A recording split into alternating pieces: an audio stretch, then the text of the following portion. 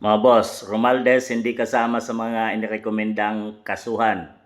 Sa draft report ng Blue Ribbon Committee ni Senator Ping Lacson, kabilang umano sa mga inirekomendang sampahan ng kaso ay sina Senator Jingo Estrada, Joel Villanueva, Chis Escudero, former Senator Bong Revilla, former Congressman Saldico at Mitch Kahayon Oy. Walang impormasyong binahagi kung kasama si dating House Speaker Martin Romualdez.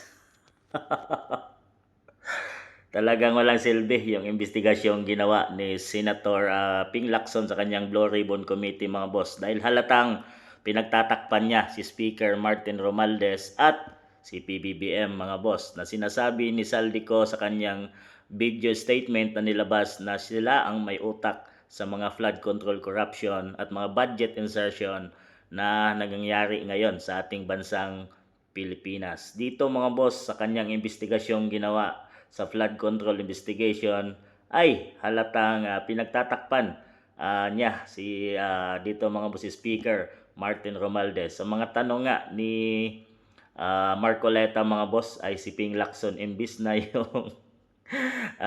yung tinatanong ni yung mga testigo ay si Senator Ping Lacson ang sumasagot, mga boss.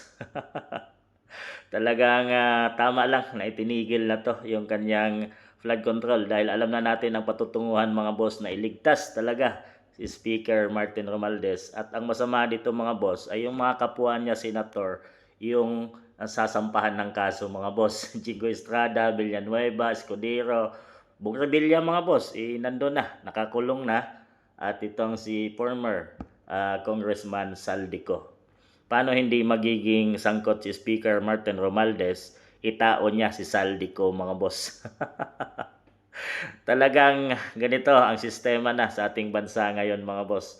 Wala nang kwenta yung mga investigation, nililihis ang kanilang investigasyon at ito, tapos na yung investigation at ligtas, malaya si Speaker Martin Romualdez na siya yung itinuturong utak ng lahat ng korupsyon na nangyari sa ating bansang Pilipinas ngayon. So grabe, ganito na talaga katalamak or walang kwenta ang ating mga boss, ang ating mga husgado or dito sa mga may respeto nating Senado sa investigation ng Blue Ribbon ay talagang halata mula nung palitan nila yung kanilang Senate President na si Chis Escudero at inilagay si Tito Soto. Ayun na talaga ang signal na tatakpan nila ang anumang magiging daan or magiging testigo laban kay Martin Romualdez, at ang kanilang point ay iligtas ito, mga boss. So yun na, nangyari na